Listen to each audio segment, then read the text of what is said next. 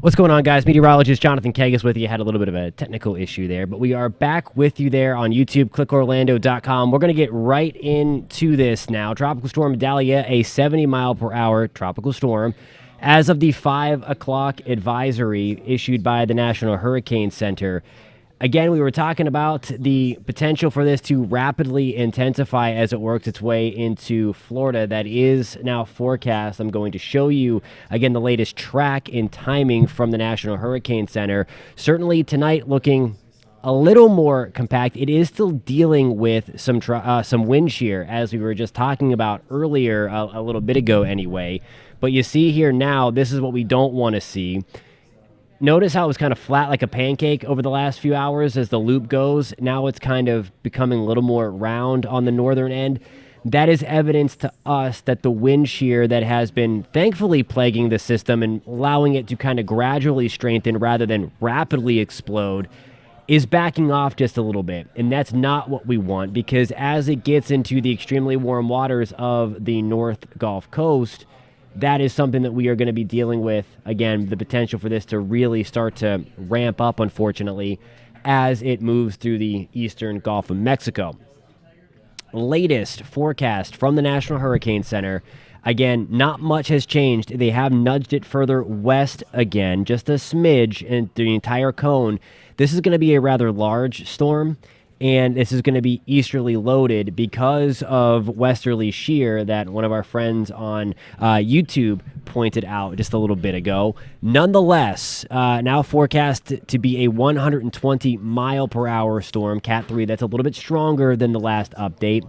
Still dealing with a major hurricane, though, as it approaches the Big Bend. Where on the Big Bend, we're not entirely sure yet. That means everybody really from Tampa all the way towards Apalachicola really need to be ramping up preparations, because this is going to come at us fast. We were talking about this over the weekend, that I didn't want anybody to check out from the weather this weekend, because this certain thing could happen again. And what was happening over the weekend was we were anticipating anyway Adalia becoming a tropical storm as it left like the Cancun area, northern Yucatan. When these thunderstorms got really ramped up over the weekend, it pulled its low-level center back out over the sea. So now it's able to have more time over water than, unfortunately, what was the likelihood anyway, and it's going to have less detrimental conditions as well. I'm still hopeful anyway that we might be able to get some westerly wind shear in there and some drier air. But with that said, the water crazy warm. So here we go. Major Category 3 hurricane coming towards the Big Bend of Florida. If you're watching on YouTube, post in the comments where you're watching from. Hit that subscribe button if you want to stay updated on all things tropics as we move through the peak of hurricane season. So there we go. The latest modeling. I want to bring something to your attention here, something noteworthy. This black line here, that is right smack dab down the center of the National Hurricane Center official forecast, okay? Note where all the models are, still west. So there's still room for this to track a little bit further to the west. I do want to point out, though, a lot of the European ensembles, I know everybody loves the Euro. It did a pretty good job highlighting that we were going to get a storm out here. I was showing you last week the two different model solutions, whereas the GFS completely whiffed on it initially, and it's caught it now. But the European ensemble mean, the average of all of its ensemble members, still has it pretty much in line with the National Hurricane Center forecast track. So until the ensembles kind of shift a little bit, I don't know that the Hurricane Center is really going to bite completely on the westward trend that continues. It's something we're going to watch. Also of note here, the pressure did not drop at all between 2 o'clock and 5 o'clock. So we're just kind of that steady. It's still trying to find itself. Hurricane hunters inside the storm have noted that it's still tilted. What I mean by that is the low-level center is not completely matched up with the mid-level center and its upper-level center. It's kind of like a stack of pancakes. You don't want to, if you're the storm, you don't want it to be kind of falling off the plate or like tilted like the Leaning Tower of Pisa, just to give like another kind of visual. It wants to be more like the Empire State Building, just nice and straight. Until that happens, it's really not going to go gangbusters. So we would like it to stay tilted. Latest, the update here from National Weather Service offices. This map is out of control right now. Okay, there's a bunch of different colors, so we're going to walk through it. Hurricane warnings, meaning that we could see hurricane conditions over the next 24 hours. Western Marion County, that has just been upgraded to a hurricane warning. Sumter County, we're in a hurricane warning. Certainly the Gulf Coast of Florida in a hurricane warning. Hurricane watch in that peach color. There's still some uncertainty as to how far inland hurricane impacts can get. There you go. Tropical storm warning. This is brand new with the 5 o'clock advisory. Now contains Seminole County, Orange County, and Osceola County. So again, that is brand new, hot off the press, that we have a tropical storm warning for Osceola, Orange, and Seminole County. Still a watch for us in Brevard County, Flagler, Volusia. That is because, again, the uncertainty as to if this continues to jog further west, our impacts are going to be super minimal. And, I mean, our impacts could be super minimal also right in Central Florida. I think the highest impacts in Central Florida are going to consist of these kind of the intense outer bands where it gets kind of dramatic for a little bit, and then it's going to back off for a little bit of time. And then we ramp things up again. I'll show you that in future radar coming up in a few minutes down this live stream. To kind of tell the story here, I want to show you the probability of tropical storm force winds. So this is going to be 40 mile per hour sustained winds or greater. Note the timeline here. This is 9 o'clock on Tuesday, and you see that already. There's 9 o'clock. You see some probabilities for tropical storm force winds inland. The bulk of the probability, though, in the Gulf Coast of Florida from Fort Myers, this is likely not going to make a direct landfall in Fort Myers. So if anybody happens to be tuning in from that area, it's looking less and less likely that we are not going to get a landfall there. I know there's a lot of people uneasy when they see a track that looks a lot like Ian did, and then all of a sudden it kind of shifts back further down the Gulf Coast. It's something that we are watching very closely for any kind of weird thing because, in all honesty, where this thing is forecast to make landfall, it's a very rare occurrence that we have a storm making landfall in the Big Bend of Florida. It's really, really weird. It's only happened a couple times since the 1800s, okay? So it's something that we are watching for the potential for something to kind of kick it. If you stick with me towards this live stream, I'm going to go over some of the steering currents. I'm going to show you, I'm going to point out some things meteorologically here to show you what's going on. But I do want to highlight some of the impacts here for those that may be tuning in on clickorlando.com, on YouTube, or on the Pinpoint Weather app or the Pinpoint Hurricane app. And if you're watching on YouTube and want to stay with these forecasts and these kind of live hits that we're doing where we kind of talk to each other, download the Pinpoint Hurricane app. As soon as the Hurricane Center issues an update, you're going to get that free right to your app. So there we go, 70% shot for tropical storm force winds in Tampa. And then you see the further inland you go, Ocala a 65% shot, Orlando a 43% shot. And then certainly as we get closer to the Brevard coastline, Melbourne, we're only talking about a 40% chance or a little bit less than that. So again, it's something we're watching, but I really think overall our impacts in Central Florida and coastal Central Florida are going to be on the lower side. With that said, we do have a severe weather threat ramping up tomorrow afternoon and then continuing through Wednesday because some of these outer bands could be intense. Here's another kind of visual of like what I just showed you. It really goes to show the size of this. If we have that storm coming through somewhere right smack in the middle of the Big Bend, tropical storm force winds are going to extend out toward Orlando. The core of this, though, going to be closer to Gainesville, Tallahassee, and we're really going to watch that go forward as that comes through. So you see they're kind of in that hurricane force spot closer to Gainesville, which is why UF just announced that they are going to be, I believe, closing school for Tuesday and Wednesday. I had to go back for a second, so I'm just going to go rapid fire through this to get back to where I want to show you. This, I think, is doing a good job. I think the wind forecast here is a little aggressive. Tuesday, gusty winds through the afternoon. Certainly we could have isolated damaging wind gusts through the afternoon in those outer bands with those stronger thunderstorms, okay? Then watch what happens. We start to get into the main event, if you will. as we approach daybreak on Wednesday. So here we go with winds ramping up through the Tampa area, through the I-75 corridor, through the Gulf Coast of Florida, okay? You saw it there. Potential for a 60-mile-per-hour gust is going to be with us in Ocala through I-75. Certainly the potential for hurricane-force gusts right along the coast, even though this storm is likely not going to make landfall in Tampa, although it is still in the realm of possibility. So please, please, please continue your preps along the Gulf Coast. No matter where you're watching from on the Gulf Coast, storm surge is going to be a significant issue in the Tampa area. Tampa Bay is going to be pushed north. So even if the storm does not come ashore in Tampa, there is going to be significant issues with storm surge. So please keep that in mind, and please know that again.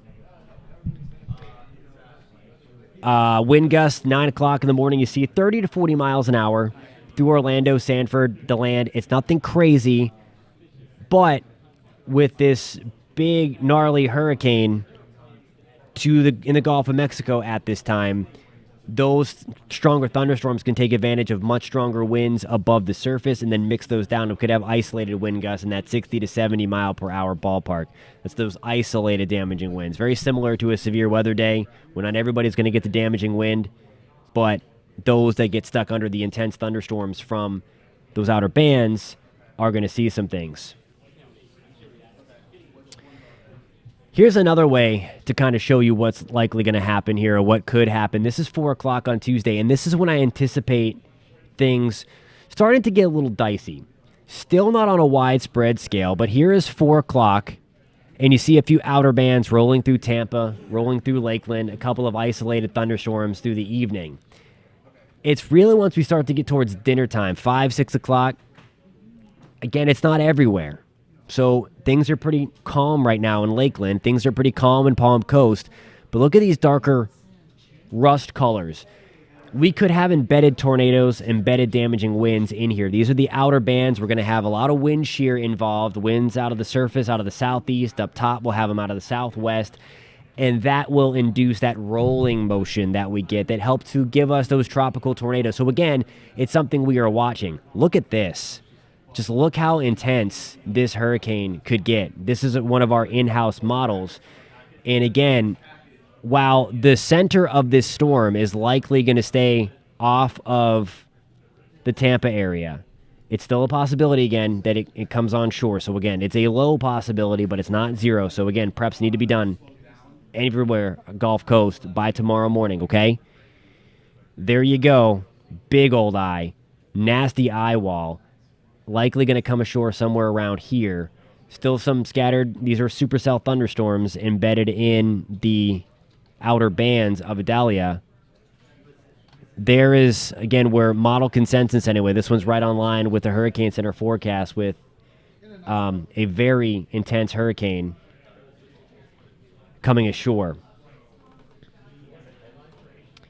And then we still have a few scattered thunderstorms that could be very strong. So you see, while most of the nasty weather is way away from Central Florida, okay? Like, we're not going to be in the thick of this like Ian was from a Central Florida, Orlando, Sanford, Daytona Beach, Titusville, Kissimmee, St. Cloud, Lakeland. This is not going to be like that for Central Florida. Like, it was just all hurricane impacts all the time. It's going to come more in waves where it could look dramatic at times, and then it's going to back off when you're out of the outer bands. So I want you to know that. I want to be clear about that, this is going to look a little different, really a lot different than Ian did. Now, for our friends along the Big Bend, this is unfortunately going to be potentially how Ian was for Fort Myers. A very, very strong hurricane is looking increasingly likely because that.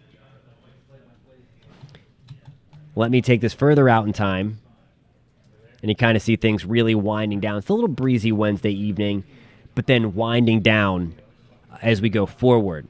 In terms of the rain either, this is going to be a fast-moving storm. So we're not going to be able to pile up the rain. Localized flooding is going to be possible through Central Florida because they're tropical downpours. They are very efficient rainfall-producing thunderstorms. But Where we're looking for the biggest flood threat is going to be closer to landfall. And you see there where the darker reds and yellows are, 5, 6, 10 inches of rain or more up in this area. Not as much through central Florida. Again, some of these numbers, if you get stuck under the stronger thunderstorms, could be doubled or tripled. But on a widespread scale, we are not looking at anything like what we saw with Ian either in terms of that rain. So we're not looking at the St. John impact like Ian. Okay? Something we're watching, but certainly, again, not anticipated at this time. Here's the deal as we'll start to lose the visible satellite in a few hours as the sun sets. But look at this flare up. You can see just overcast, and then these little kind of like little bubbles pop up. Adalia is firing off some big time thunderstorms as of 5:24 in the evening. I'll show you next, right now, actually, that we're starting, the mechanism that was inducing some of that shear on the northern end is starting to lift up. This is one of the mechanisms that's also lifting Adalia north. Look at this, by the way, too. Here's crazy, intense Hurricane Franklin, Category 4 monster. Look at this. I mean, it is breathing very well, by the way. It has outflow channels on all sides. Here is Bermuda, likely going to miss Bermuda, but still need to be watching out big time in Bermuda. Here is, of course, Adalia right over here. Here are some of the things that are steering it. So notice this little motion here. Notice how these clouds are moving up. Thumbs up on YouTube if you're with me. This little dip here, that was kind of eating the top of Adalia out a little bit. So it was kind of keeping it smushed down. It was not allowing it to really get going because it really couldn't develop the northern end of its eye wall. Potential eye wall, future eye wall, I should say. Here is that dry air that I was talking about last week if you were following some of the videos, that I was hopeful that Adalia, most model consensus, had it right here for today. It's not right there. And notice where the dry air is. If Adalia would have been there, as some models suggested and I was hopeful for, it would have been not only still interacting with land, it would also be pulling in that dry air. It's not doing either because it's right there. So now it's able to build its core before it interacts with that drier air, and it's going to be able to fend it off a little bit better. There is still this dip in the jet stream right here, little upper low, little trough that it's going to have to contend with. We'll see how much of a factor, if any, that plays with the storm. But we're going to watch it. This dip in the jet stream up here, you see things moving. That is what could keep it rapidly intensifying all the way up until landfall. There's something known as a jet streak right in through here that's going to help that air evacuate in the upper levels of the atmosphere, and it's going to help it breathe. So not only is it going to be fueled from the extremely warm water below, it's going to be fueled from the upper level divergence, as we call it, from that jet streak that's going to be rolling through parts of the deep south into the mid-Atlantic over the next couple of days as well. We can kind of see that on full display here. This is the model from earlier today. So this was at 8 o'clock, and there was that dip I showed you on the actual water vapor imagery. But you see how it was just kind of there's Adalia, this circle here, but it was just kind of beating the storm from the northwest, kind of smushing it down, not allowing it to successfully. All the thunderstorms are down here. What tropical systems want to do is they want to fire off storms and then wrap them all around the center. It hasn't been able to do that because of that wind shear, and that's a good thing. But watch what happens as we put the model into motion. It's doing what is forecast and what we're seeing on the water vapor imagery. It back off, and then you see kind of the southwesterly winds. It's going to help to stack the storm. The wind shear really backs off in here, and we will likely wake up to a different scenario tomorrow, and it's going to be something to watch. Unfortunately, this thing likely taking advantage, full advantage almost, of the extremely warm water temperatures that are in the Gulf of Mexico. Unfortunately. So that's what we have here. If you guys are just joining us, I'll go back to the latest 5 o'clock advisory from the Hurricane Center. I will end with that again. Always watching for potential shenanigans with the storm itself at this stage in the game. It's developing. Hurricane hunters are going in there relentlessly, dropping their instruments in here so that we can get better data and so we can have a better handle on what could happen with this storm. Obviously, we all know what happened last year with Ian with that sharp turn. There are no indications that that is going to happen with this. We're watching closely again for that to happen, and we'll let you know if there's anything remotely close to happening like that. What is the most likely scenario at this point is to have the center travel somewhere between Clearwater-ish up towards Apalachicola in that area.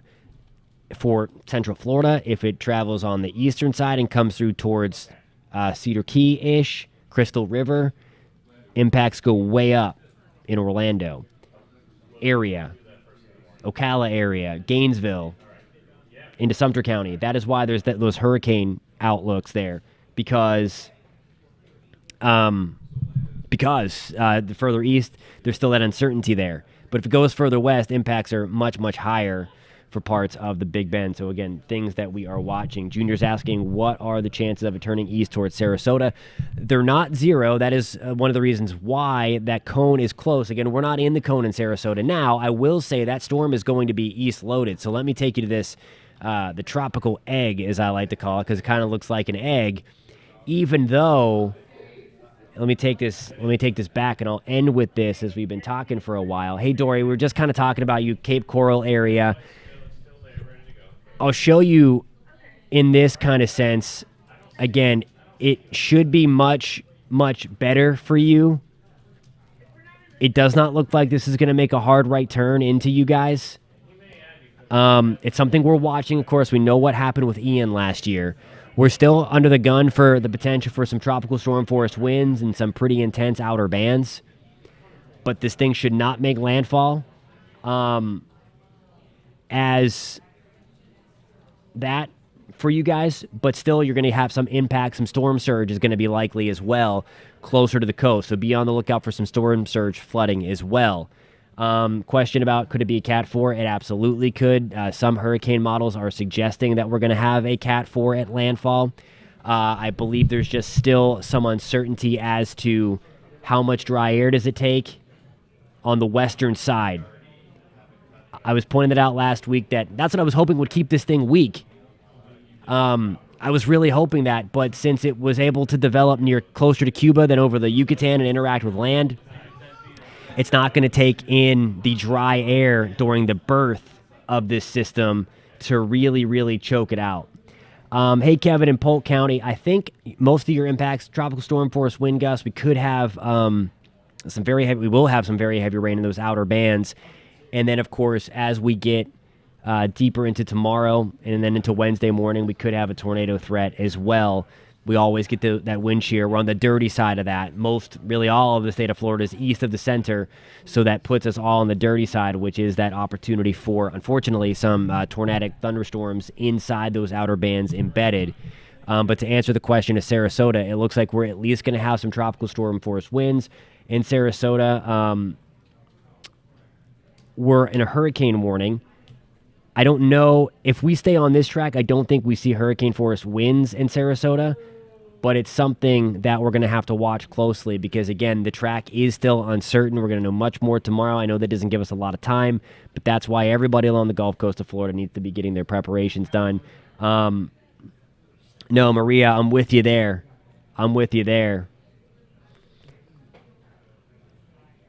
Absolutely, Junior. Thank you for trusting us and joining the live stream. I appreciate it.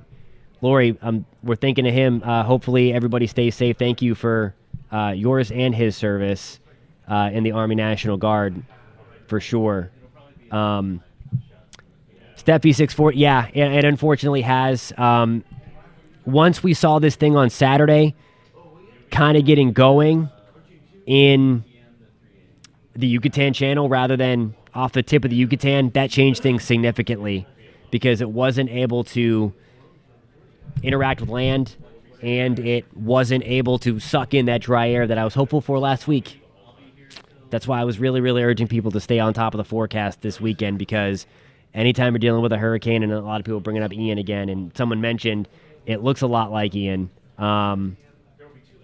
But all that stuff.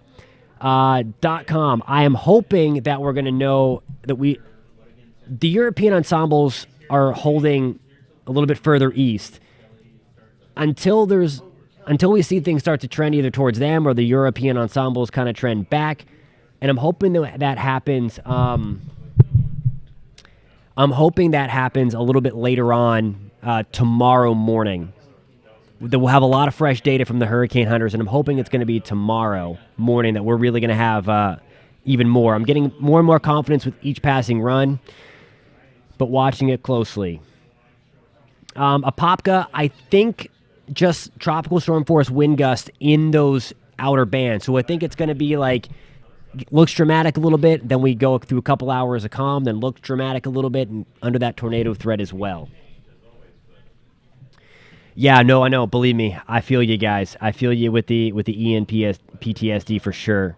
Right now, it does not look like it's going to do that. But again, it's going to happen in a really weird area, potentially making landfall. So we're always looking to see if it's going to try to do something weird like it did with Ian. Panama City is not safe yet.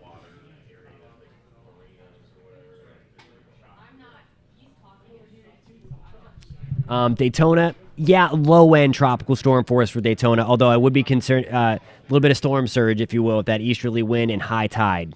But I don't think it's going to be too crazy in Daytona Beach. Every now and then, though, with those outer bands that swing through, we could have a tornado threat. We will have a tornado threat, and we could have some very, very heavy rain through there as well. Alrighty, guys, I am starting to lose my voice, and I'm going to need to hold it for tomorrow. So we're going to have to wrap this one up.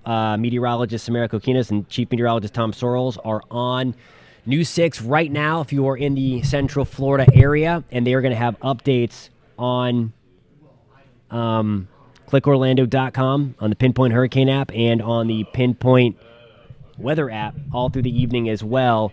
Carolinas need to watch, especially South Carolina.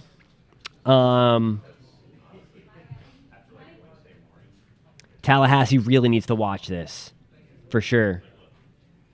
Alrighty, guys, thank you so much for tuning in. If you found this stream helpful and you're watching on YouTube, please hit that subscribe button. Please hit the thumbs up button. All that stuff. I have seen the GFS for September. Don't like it. I mean, I've not looked analysis much anyway.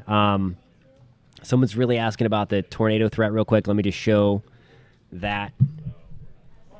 Then I got to go get some honey or something.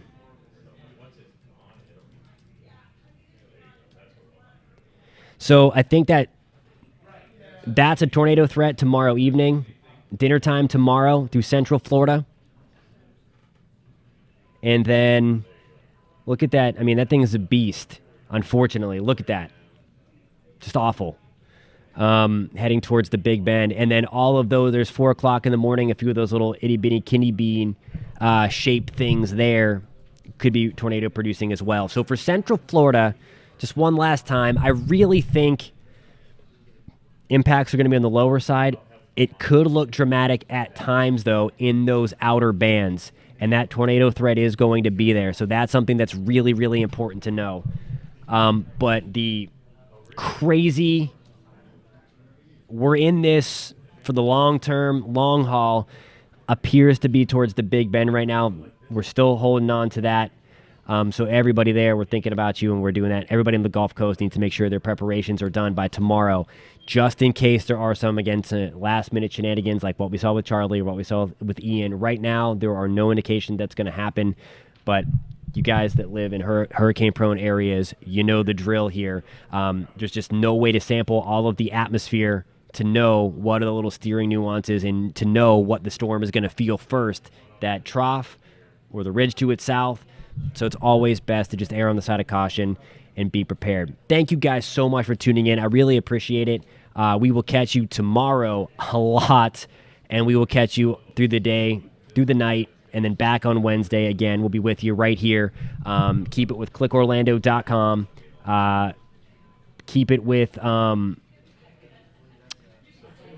the Pinpoint Hurricane app, Pinpoint Weather app, and the clickorlando.com News 6 YouTube channel, and on Just Weather.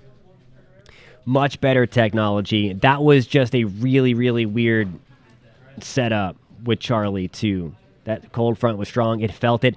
Also, Charlie was such a small hurricane, powerful but small, so it could really be bullied by the steering pattern. Like, think of it as like somebody tapping a 300-pound guy versus like a 100-pound teenager. That little nudge is going to be much more significant for the teenager than it is for the sumo wrestler. So these ones are a little bigger. Ian felt it. We at least saw that one coming a little bit sooner. Charlie was just like, whoa. But that's kind of the deal with that, to give you a weight analogy. Alrighty, guys, I'm going to try to save my voice for tomorrow. We're going to be at it for the long haul. Of course, keep it right here. We'll keep it posted. Please stay safe. If you are on the Gulf Coast, please be preparing. Take this seriously. This is a very serious storm, or will be by the time we're chatting tomorrow evening. Thank you guys a ton. We'll catch you tomorrow.